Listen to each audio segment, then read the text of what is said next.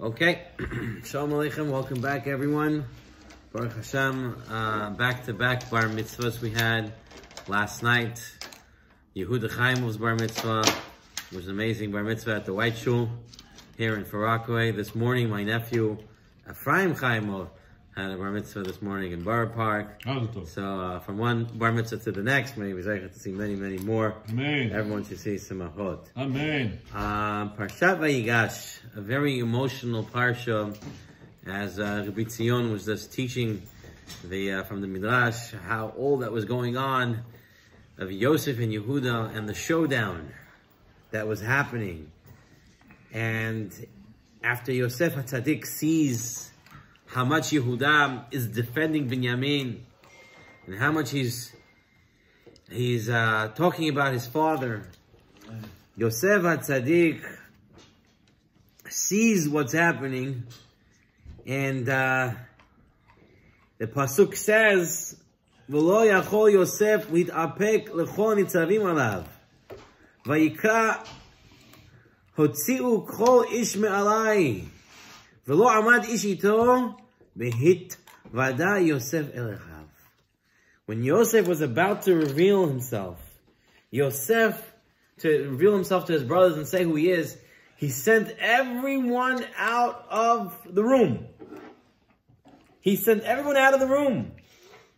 The Midrash says on this, by the way, Midrash Rabbah says, Yosef did not act wisely. Yosef was not smart. Why? Very simple. Who are these brothers that are standing in front of him? These are the same brothers that many years ago sold him. About to kill him. Who wanted to kill him. So much so, they said Yosef was a Rasha. Remember, they put him in Bedin. They said he was a road day if he wanted to. And they know that Yosef, they said, Beruach HaKodesh, says Rav Yonatan Eibshetz, they saw that Yeravam ben Nevat comes from Yosef. And now Rav Yonatan Eibshetz says, and now they see this guy who's dressed like a guy, like an Egyptian, married to who? Asnat, they don't know who she really is, but she's the Kohen-owned daughter. She's the priest of Mitzrayim's daughter. And Yosef is going to say, I am Yosef. They're going to say, we're going to kill you even more. You didn't change. You got worse. So, ask Rav Yonatan Eibshetz. Says the Midrash, Yosef is not wise. So the question is, why did Yosef send out all his soldiers, all his bodyguards? So the famous answer is that what? Yosef did not want to embarrass his brothers. Because even according to the lowest standards of Mitzrayim and to the lowest standards of the Misrim, selling your brother and trying to kill your brother is considered evil. This is like a universal evil that almost everyone on the planet Earth can understand. And so Yosef did not want to embarrass the Shiftei Kah by saying that I'm Yosef who you wanted to sell, you wanted to kill. So Yosef HaTzadik sent them out. But what we learn from here, the Gemara Masechet Sotah Daf Yud Amud Bet tells us, it's preferable for a person to throw himself into a fiery furnace rather than to embarrass his fellow man publicly. Yosef HaTzadik was ready to be killed, but not to embarrass his brothers. This is what Yonatan Eibshetz says. This is what based on Midrashim we understand. The Gemara Masechet Sotah says. There's a very interesting story I saw over here with the great tzaddik of Yerushalayim, Rav Aryeh Levin. One day, there are debt collectors knocking on Rav Aryeh Levin's door. Yosef HaTzadik learned it from their Kelim a few years ago. Just said what happened to his brother Yehuda. That she wanted to exactly. They had a role model. She was not there. He wasn't there when it happened. He had Ruach HaKodesh. Okay, but listen to the story of Aryeh Levin. One day he's at home. All of a sudden he gets knocking on the door. He opens the door. It's some court officers from the loan courts. They call him into the courts and they say, we have here a loan the person who took out the loan can't pay it back. And on the loan, signed as a guarantor, is Rav Aryeh Levin's name. Now, anyone knew Rav Aryeh Levin, the guy didn't have any money to his name. The signature on the paper was clearly a forgery that anyone can tell. But the judge had to ask him to follow protocol. And so he asked Rav Aryeh Levin, is this your signature? What did Rav Aryeh Levin say? He said yes. They say you have to pay it back. He can't pay, you have to pay. He says, you're right, but I don't have money right now. So they made a payment plan for him. Couldn't say it was forged? It was a forged signature. You couldn't say it was forged? He didn't want to embarrass another fellow. He said, I'd rather get thrown into a fiery furnace and pay the money than embarrass someone else. And for years, every month, he would pay 28 lira to this lender. All because Rav Aryeh Levin refused to embarrass a man who had forged his signature. Says the Peninim al Torah, does one really have to go to such an extent? And he ends off on saying, apparently the answer is yes. You know, apparently the answer is yes. We really have to go out of our way not to embarrass people. You know, some people are very good at getting people in sticky situations and trying to embarrass them. And other people are very good at trying not to embarrass people. In fact, over here, he brings a story from Mr. Avi Shulman from the Torah Masorah. He said such a story. Listen to this. He was once asked, who was the educator, the teacher that had the most influence on him? And he said, I'll tell you who it was. It was a 5th grade Rebbe. He says the class was acting very rowdy. And so the Rebbe came up with a way to deal with the class. And basically, if you made noises in the class, you made trouble in the class, your name went on the board.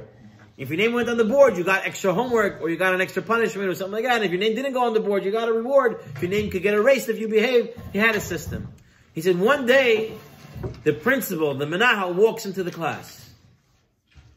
And as the Menahel walks into the class, the Rebbe goes with his jacket that's on him and he's on the blackboard. And as the Menahel is walking around the class asking questions, the Rebbe is moving on the blackboard like this and like this with the back of his jacket. Until eventually he erases all the names from the board. When the Menahel left, the children said, Rebbe, you got your whole jacket dirty. He said, I'd rather get my jacket dirty than the Menahel ask me why your names are on the board. Not to embarrass somebody. Last week I read a story, an amazing story from Rabbi Fran Shlito. Rabbi Fran Shlito says, it's a true story. There was a Goyish editor of one of these Detroit newspapers. He was once invited to speak. And he said, I want to tell you a story about my mother. He says, when my mother came from Ireland, she got a job. It's very hard to get a job, but she got a job with an Orthodox Jewish family as a live-in nanny, live-in maid. And he says what happened was the first year she was working for them. She was there for a few months. And it came the holiday season. And the family, the Jewish family, had to go away for a week there, Shabbos, whatever. It was a wedding somewhere, so they had to leave. And it was around this time of year, December 25th, coming up. And this live-in maid was at the house. And she says, I know this family's Jewish, but it's the holiday season. How can they not have the Xmas tree in the house? Everyone has to have one. So she said, I know my hosts are such nice people. I'm going to do a favor for them. So she went and she bought an Xmas tree. And she goes and she puts it in front of the house, opens the curtains, and puts all the lights on it. And this is an Orthodox community. The guy lives a block away from the shul. And everybody who walks to shul sees his house. It's Friday night. He's not home. He's away somewhere. And everybody's walking past his house. The curtains are open. The Xmas tree with all the ornaments and lights are on it. Everyone's thinking, what's going on? This man makes it back. Comes back the next week. He walks inside. People are giving him weird looks. Comes to his house. He sees the curtains open. He sees the tree there. And he opens the door and the live-in nanny is there. And she says to the family, she says, I hope you liked it. I went out on my way to get it. And what does this man say? How would you react? How would everyone react? You're saying good, but how would you really react? And this man comes, he looks at the tree and he tells to the lady, he says, this looks like a very nice tree. And it looks like it has very nice ornaments. And I want to thank you so much for this. In fact, we're going to give you a $50 bonus for the holiday season. To take it home. But I'm going to need you to remove this now. Orthodox Jews don't put up Xmas trees in their house. A lot of other people would have come in, would have made a whole scene, would have screamed and yelled, would have embarrassed the person. But not this man. And this editor of the Detroit newspaper says, ever since then, we became very staunch supporters of Jewish causes, of Israel and stuff like that. I'll tell you, recently I was in the hospital as a patient, and I had someone taking care of me, and it was a PCT, one of the patient care technicians, and she said to me, everything that me and my family has is because of the Jews. So what do you mean? She said, I came here, forgot which country in the Caribbean she came from. And she said, we came here, we had nothing. No one would give me a job. I didn't speak English, she spoke Creole, so probably from Haiti. And she said, I only spoke Creole, and no one gave me a job, no one wanted to hire me. She said, there's one Jewish family in Borough Park that hired me. And when they hired me, they didn't just hire me. They helped me send my kids to school. Today, my son is a big doctor. Today, my daughter is running a hospital here and there. And they're all because... And she says, you should know, anything you need today, I got for you. I'm a big supporter of old Jews and stuff like that. It goes a big and long way when we do the right thing and we don't embarrass someone. And that was Yosef HaTzadik. I'll send everybody out not to embarrass my brothers in front of the Mitzrayim, even though it was dangerous. That was Rabbi Levin, and that was our first lesson. Let's move on to a second lesson from this week's Parsha. And this is a famous lesson. This is made famous by the Beit HaLevi. The Beit HaLevi asks a question. The Parsha says, Vayomer Yosef el Elchav, and Yosef said to his brothers, Ani Yosef, ha'od avi chai, is my father still alive? And the brothers couldn't answer, right? V'lo yachalu echav la'anot oto, ki nivha'alu mipanav. They were confused before him. Says the Midrash Rabbah. Abba Kohen Bardella says, woe to us on the day of judgment. Woe is us unto the day of reproof. If the brothers couldn't answer the second to youngest son, what are we going to answer when the day of rebuke comes to us from HaKadosh Baruch Hu? So the Parsha asks, what was the day of rebuke? What did Yosef, what musar did Yosef give to them? Yosef just said, V'yomer Yosef Elchav, Ani Yosef. I'm Yosef. That's what he said. Where is the Tochacha? Where is the rebuke? So said the Beit HaLevi. Says the Beit HaLevi, Zecher Tzadik Levracham, he says, those words, Ani Yosef, Ha'od Avi Chai, that is the rebuke. What is it? What's your whole line of reasoning, Yehuda? What was Yehuda telling Yosef? What I have to take Binyamin back?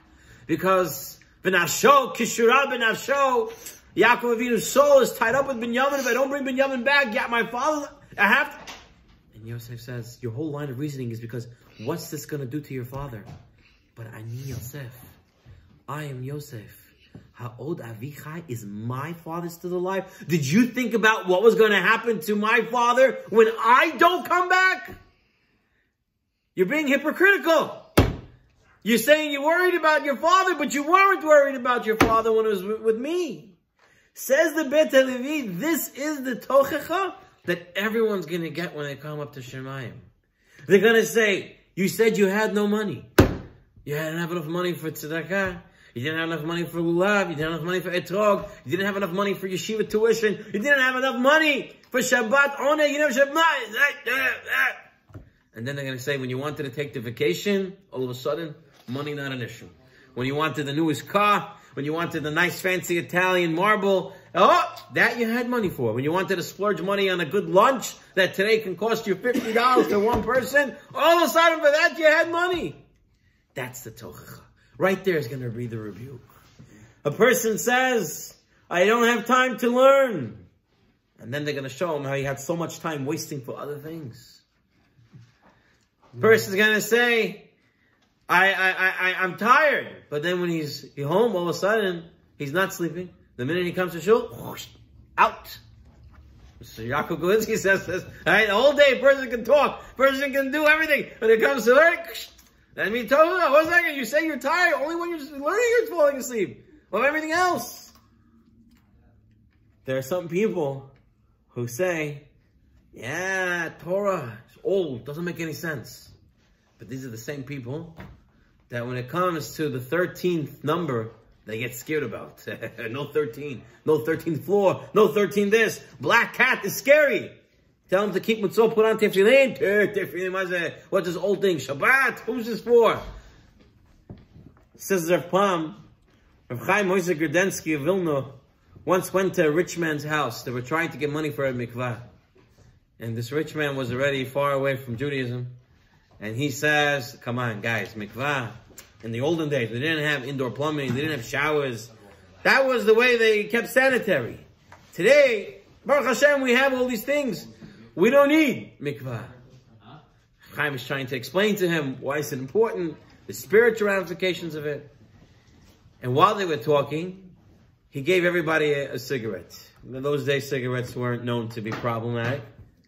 And he takes out a match. He lights Rav Chaim Oizer's cigarette. The Rav who traveled with Rav Chaim Oizer, he lights his cigarette, puts out the match, puts on another match and lights his cigarette. So Rav Chaim Oizer asks this rich man, he says to him, what was that about? Why did you not light all three with the same match? He says, Rebbe, what you don't know, it's not mazeldik to light 3 cigarettes with 1 match. It's not a good mazel. So Rav Chaim Oizer says to him, I can't understand you. Mikvah, you don't understand. But lighting 3 cigarettes with a match, this you understand. Says Rav Pam, this is what the Bet HaLevi is saying. People are full of contradictions, and that is the Tochacha itself. When they say, I can't, it's not because they can't, it's because they don't want to. When they say they don't have, they have. This is the Tochacha. Listen to this, Rav Yaakov Galinsky, in the Vayigash, says a very amazing story. He says it was a story, there was a couple of drunkards, and they never learned Torah, they didn't do anything. And they were getting on in age, and they said to themselves, what are we going to do when we get up to Shemayim? They're going to ask us questions. So they made a pact. They said the first one who dies is going to come back to tell them what's going on there, so they can prepare themselves. So one of them passed away, and a few days later, he comes back to the group, and he tells them, listen, guys will be okay, just don't drink any whiskey. They said, what do you mean? What's wrong with drinking? He says, drink everything. Just don't drink whiskey. Whiskey got me in trouble. They said, why didn't it get you in trouble? He says, I'll tell you, when I came up there, they asked me why I didn't learn Torah. So I said, why should I learn Torah? They said, because Torah, a person has to plan his life. A person has to work on his life. What's going to be? What's going to how? And I answered to Shemayim. I said to them, I'm the guy who lived in the moment. Right now, I can't think about the future. So they said, oh really? You never thought about the future? What did you do all day? He said, I used to drink with my friends. They said, what did you drink? They said, you drank wine? He said, of course I drank wine. Red, white, old, new, dry, this, that. Very good. You drank liquor? Sure. You drank arak? Yes. They said, what about whiskey? He said, of course I drink whiskey. I said, what's so special? What's so good about whiskey? Whiskey's so bitter. He says, listen, you guys don't understand. He tells the angels in Shema, you don't understand. Whiskey's bitter at first, but then it makes your whole body feel good, warm, kaif afterwards. So they said, hold on. So you did think about the future. You drank bitter whiskey because you know later on it's going to feel good. So you see, you thought about the future. So you didn't learn Torah, and now you're going to go to Gehenna. That's why I'm telling you, drink everything, just don't drink whiskey. Right. Obviously, that wasn't the shot what they were trying to say, but it's being hypocritical, that's the problem. Right, the famous story that Yisrael Salanter once went to an inn. He gets there, they don't know who he is. There's no Gedolim cards, right? There's no pictures on Wikipedia or whatever.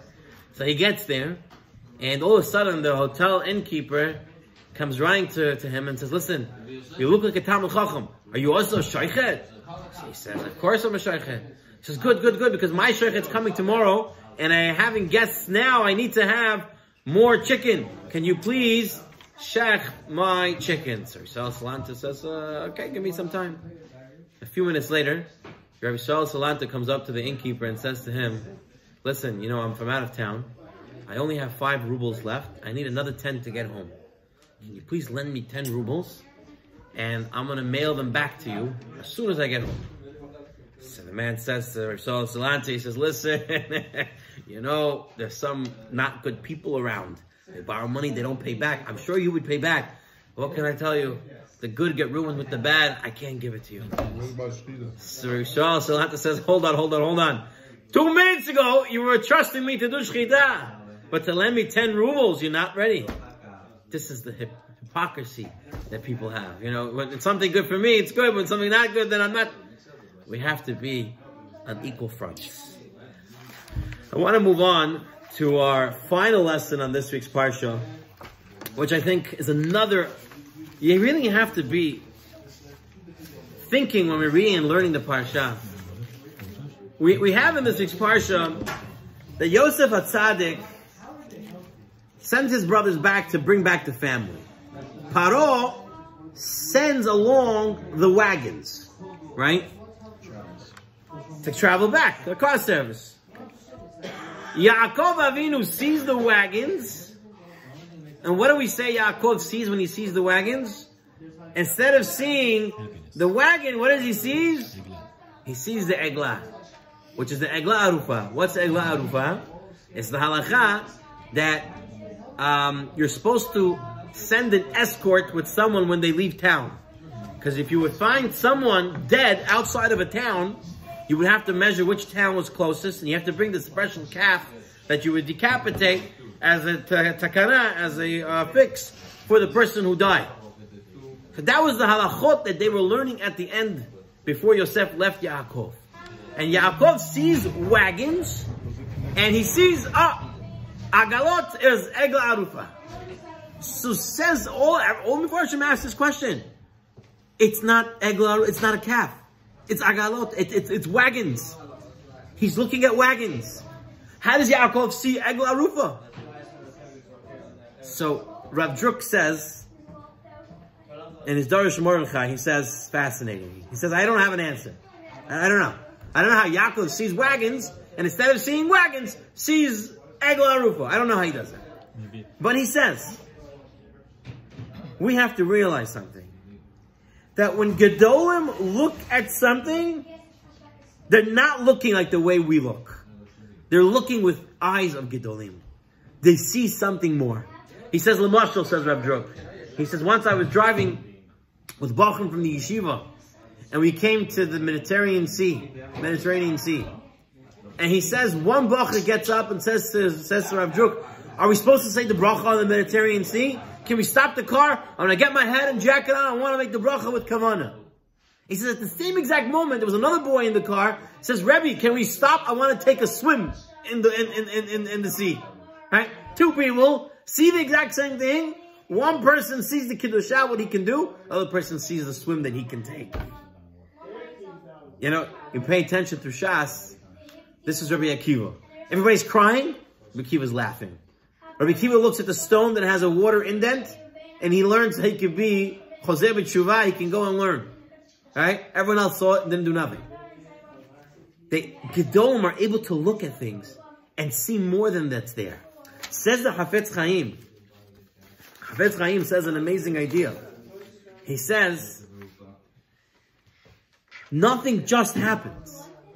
People who have full belief in Hashem realize there's a cause and an effect.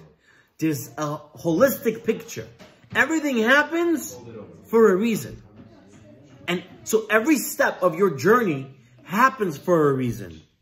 You have to be an Adam Gadol to realize that HaKadosh Baruch Hu is navigating your life.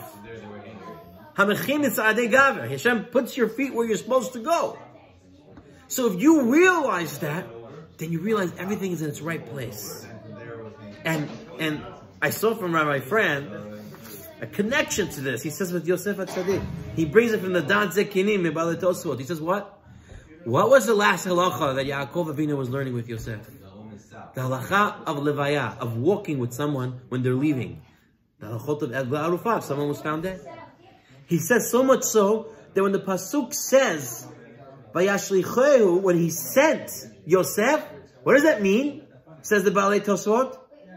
Doesn't mean that Yaakov sent Yosef to go look for his brothers. It means Yaakov was walking with Yosef. He was doing the mitzvah levaya. You don't send someone out by themselves. And Yosef Tzaddik said to his father, go back home. You're an old man. I'll go find them. And Yaakov said, but I'm not walking for you because I'm walking with you. I'm teaching you the mitzvah of levaya, walking with someone. Because if someone's found, you have to bring an egla arufah. That's when he was teaching it. When he sent him. Not before he sent him. When he sent him. Yosef HaTzadik now gets sold. Right? Yosef HaTzadik comes to Mitzrayim all by himself. No other Jews. 17 years old. His brothers just sold him. How does he behave down there? Is he all upset? No. On the other hand, he's helping people. He's helping his master. He's in prison. He's looking at the two guys. Why is your faces so long? Why are you down? Tries to cheer them up. Why is Yosef HaTzadik continuously trying to help people?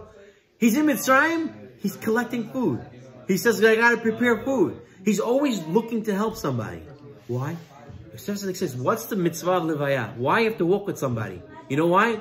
You don't want him to feel alone. That's what we say when if a person was found dead in the middle of nowhere. We have to find which city it was, and they have to come and say, our hands didn't do it. Because when you walk with someone, you show someone we respect you, we're thinking of you, we're there for you. It gives him koach to know that you're part of a society, you're part of a group, you're part of a club. It gives you energy. Yosef HaTzadik said, my father always taught me, the last mitzvah he taught me, was to think about another person. And so the whole time, he lived this way. Now, Yaakov Avinu gets the wagons. Why are they sending wagons? Very good, says Rabbi Gabriel. They need to come down to Mitzrayim. They need help. How are they going to travel everything? Yosef HaTzadik sends help. He sends some system to help them get down. Yaakov Avinu looks and says, Yosef is still helping people. Yosef is not just a king and everything is mine. Right? Once I saw this movie many years ago. It's called, it's an animated kids film called Emperor's New Groove. And it starts off with this emperor. It's all about him. Him. He doesn't care about anybody. Right? Eventually, he learns he has to care about other people. But that's what Yosef could have done. I'm the king of the world. Back in the olden days, the king could chop off anyone's head, take anyone's stuff. But Yosef is not that. He's worried about everyone. He's collecting food for everyone. He's giving everyone food. He's sending wagons to his father. Yaakov Avinu looks at the wagon and says, Yosef is thinking about others. Yosef is worried about others. Yosef is helping others. That's my Yosef. He remembers the egla arufah. He remembers hilchot of helping someone else. That's why he was able to see from agalot, from wagons. He was able to see the egla arufah. And two quick ideas. The Chafetz Chaim says there was the author of the Amudei Sheish, Harav Avram Shmuel. He once came to a Brit Milah. He comes to the Brit Milah. He goes to see the baby. He sees the mother. He comes out after a few minutes and he makes an announcement. We're about to perform a Brit Milah on a mamzer. Everyone's shocked. The mother says, yes, the child's a mamzer. So everybody asked, Harav Avram Shmuel, the Amudei Sheish, how did you know? But you have Ruach HaKodesh? He says, I have no Ruach HaKodesh. I was learning the Hilchot of Mamzerim. And it's very rare, I don't learn it a lot. And all of a sudden, that minute that I started learning it, they came and told me about this Brit Milah.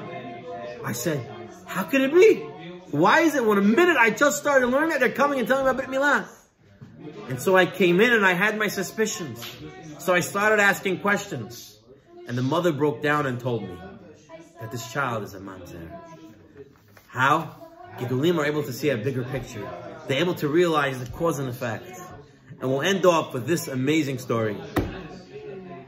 An analogy of how we're supposed to view our lives. There was once a young man who was in a desert. No food, no drink. The sun was beating down upon his body, and for days he's going without water. Finally, he sees someone. He runs over to this man and he says, please, give me water. And this man says, I'm sorry, I don't have waters. All that I sell is neckties. I can sell you a necktie for $5. The guy says, necktie? I don't even know necktie. Get out of here. Starts throwing things at him. Rocks and sand. He's running and looking for water. Finally, after so much time, he sees a big restaurant. He runs into the restaurant. He says, please give me water. And the hostess there who seats people says, excuse me, but in this restaurant, you can only walk in if you're wearing a necktie. No necktie, no service. The moral is simple. Incidents occur during our lifetime.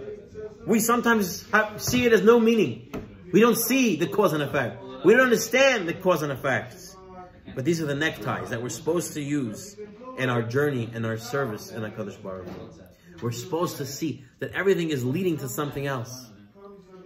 That is the job of a Jew.